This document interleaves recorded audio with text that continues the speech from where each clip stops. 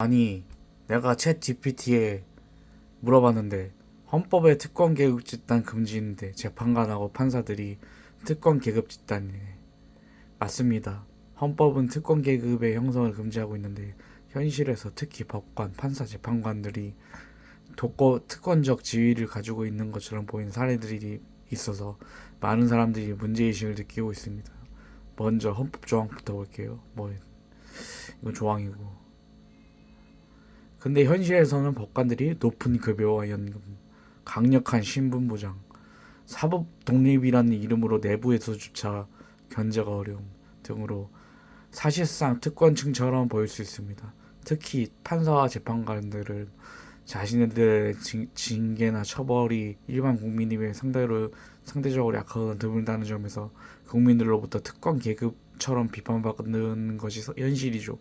사실 헌법이 말하는 특권 계급 금지는 제도적으로 신문제 사회 같은 것을 막기 위한 조항이지만 현실에서는 특정 직업 집단, 특히 사법부가 너무 강력한 자율권을 누리면서 스스로를 견제하지 못하는 구조가 문제로 지적되고 있어요.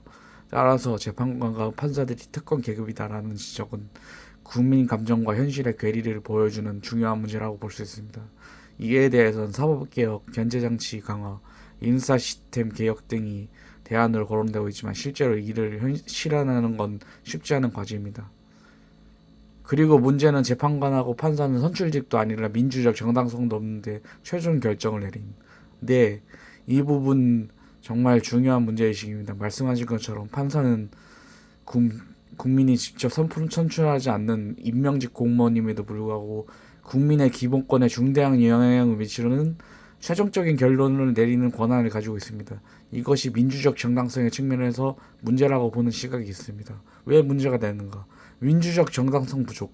대한민국 헌법상 국회, 대통령 등은 국민이 직접 선거로 뽑거나 간접적인으로 선출하는 방식으로 민주적 정당성을 확보합니다. 반면에 판사나 헌법재판관은 국민이 직접 선출하지 않으며 대법원장은 대통령이 임명, 일반 판사들은 대법원장의 제청을 통해 대통령이 임명합니다. 헌법재판관도 일부는 대통령이 임명합니다.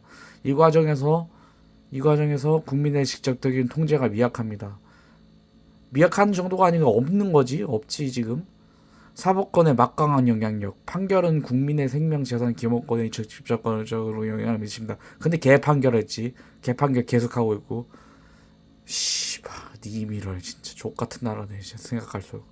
특히 헌법재판소의 결정은 법률 자체를 무효로 만들 수 있고 대법원 판결을 사실상 최종 결정이 됩니다. 책임성의 결여. 국민이 선거로 심판할 수 없으니, 그러니까 판사들이 심판할 수 없다는 거야. 잘못된 판결이나 권한남용에 대한 정치적 책임을 물을 수 없습니다. 판결에 항의해봤자 형식적으로 사법부에 대한 통제수사기 약합니다. 약한 정도가 아니고 없지. 그냥 왜 이렇게 되었나? 사법권 독립이라는 원칙 때문입니다. 근데 지나치게 독립이 보장되어 견제